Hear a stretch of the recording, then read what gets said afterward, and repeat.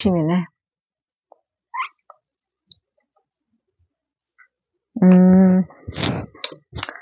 오늘은 2월 10일입니다. 그런데 2026년이에요. 2026년에 한 번도 안 했나 봐. 한 번도 못 했죠. 이 사정이 있었습니다. 사정이 바빴어요. 네. 우리 학생들을 만나느라고, 고등학생들을 만나느라고, 말씀 준비하고, 뭐, 이렇게, 무슨 서류니, 뭐, 이런 거 처음 시작하는데, 할 일이 많더라고요. 그래서, 시간이 없었어요. 시간이. 몸도 그렇고, 지금 요한복음 1월 달에 창세기하고, 2월 달에 지금 요한복음 1장부터 해서, 지금 10일인데 벌써 요한복음 4장이에요. 1장에 말씀이 육신이 되어 오신 예수님, 2장에 제자들을 부르시고 가나 혼인잔치 가시고 물로 포도주를 만드신 다음에 또 성전 가셔가지고 성전을 헐라 뒤집어 엎으시면서 내가 3일 만에 예수님이 십자가에 못 박혀 죽으시고 다시 살아나신다는 것을 이제 말씀으로 또 행동으로 보이시고, 그다음에 3장에 가셔서는 이제 니고데모가 찾아오죠. 니고데모에게 이제 하나님이 세상을 이처럼 사랑하사 독생자를 주셨으니 이는 저를 믿는 자마다 멸망치 않고 영생을 얻게 하려 하심이라. 독생자를 보내신 이유가 망하지 않게 하려고 한다. 그렇게 사랑하신다. 니고데모야, 그걸 알아라. 표적을 보고 나를 믿지 말고 너의 율법으로, 너의 그 노력으로 하늘나라 들어간다고 생각하지 말아라. 내가 하나님 나라고 나를 통해서 하나님 나라를 들어갈 수 있게 된다. 이렇게 말씀을 하셨어요.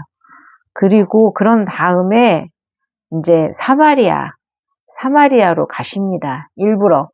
사마리아는 아수르 때문에 이렇게 혼혈 정책을 써가지고 상당히 이제 뭐라 그럴까? 유대인의 그 정통성이 많이 희석된 데죠. 그래서 이제 정통 유대인들은 이제 사마리아를 가지 않아요. 남쪽의 유대, 그리고 저 북쪽의 사마리아인데, 사마리아 가운데 있고, 그 다음에 저 북쪽은 갈릴리 바다 이렇게 있어서 가운데 낀 동네예요, 여기가. 그쪽인데, 이제 그쪽은 예배도 예루살렘 성에 가서 성전 가서 드리지도 못하고, 이렇게 좀 소외되고 힘들고 무시당하고 나는 그렇게 살고 있는 사람들인데, 그 중에 또 이 여자는 남편이 여섯 번째. 뭐 계대 혼인법이라 그래가지고 이스라엘은 유대 민족들은 여자가 이제 시집 가서 남편이 죽으면 그 다음 형제, 자식을 낳아야 되기 때문에 그 다음 형제가 이 부인을 이제 또 책임을 집니다. 그래서 또 남편이 되고, 그러고 그 남편이 또 죽으면 그 밑에 형제한테로 또 이렇게 해서 여자는 권리가 없었죠. 그냥 어떻게 보면 물건 같은 그런 이제 취급을 받았던 때이기 때문에 좀 힘들었어요. 자신의 삶이 없이 누군가의 삶에 의해서 자기는 이게 보내어지고 거기서도 살 수밖에 없었고 마음이 공허하죠. 힘들지. 근데 그게 벌써 5번째, 이제 이번 6번째인데, 6번째 이 사람도 네 남편이 아니다. 예수님이 그래요. 뭐냐면 참 사랑을 못 받고 산다는 거죠. 그리고 마음을 주지도 못하고 서로 간에 그냥 삶을 사니까 얼마나 공허하겠어요. 그리고 사람들은 또 손가락질 많이 했을 거고, 그러니까 이제 그 뜨거운 낮에 정오에 물 기르러 우물가에 오잖아요. 예수님이 이 여자를 만나려고. 수많은 유대 민족에 있는 여자들 가운데 그 중에 또 사마리아의 한 동네에, 수가라는 동네에 가서, 시골인데, 그래서 우물가에 가서 이 여자를 아시는 거죠. 예수님이시니까 기다리고 계시다가 만나주세요.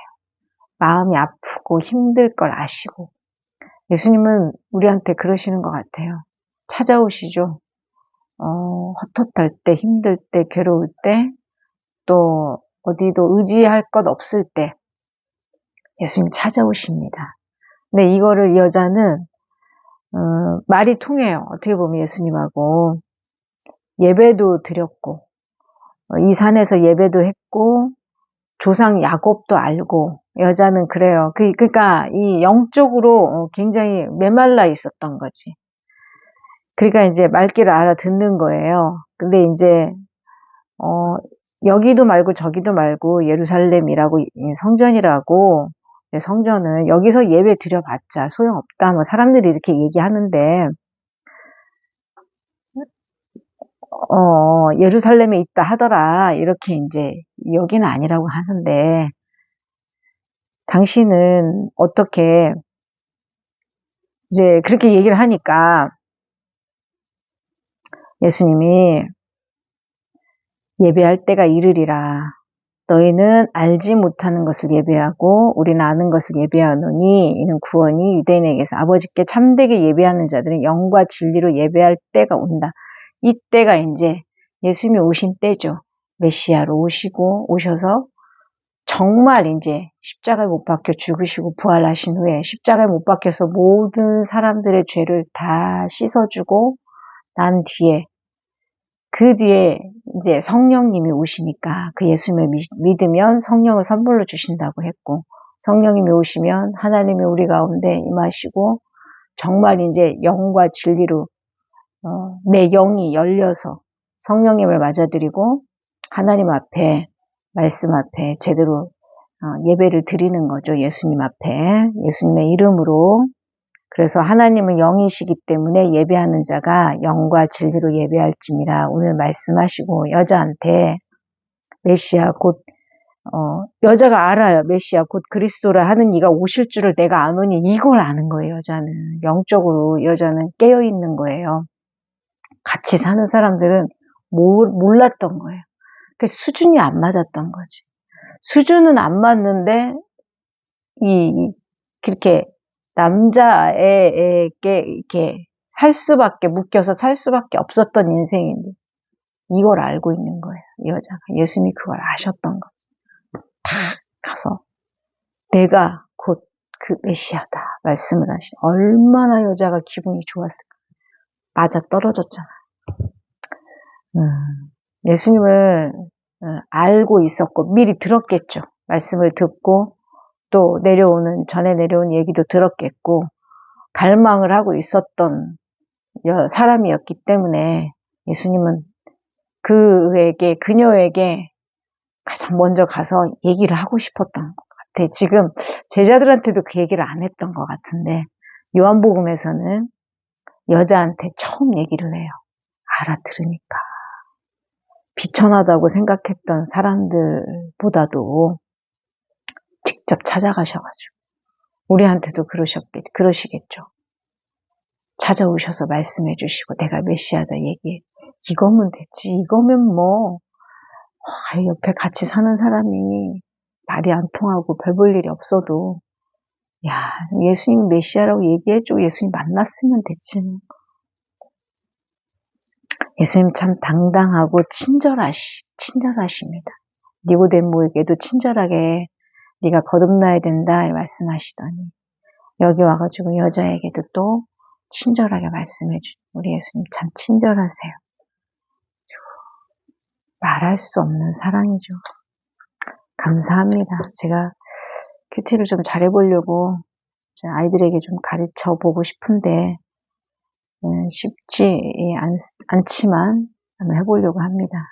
또 조금씩 만들어져 가는 성장하는 모습을 보는 기쁨이 있겠죠. 그래서 아무튼 올해는 예수님과 함께 또 새로운 삶을 동행해 봅니다. 하나님 앞에 감사드립니다.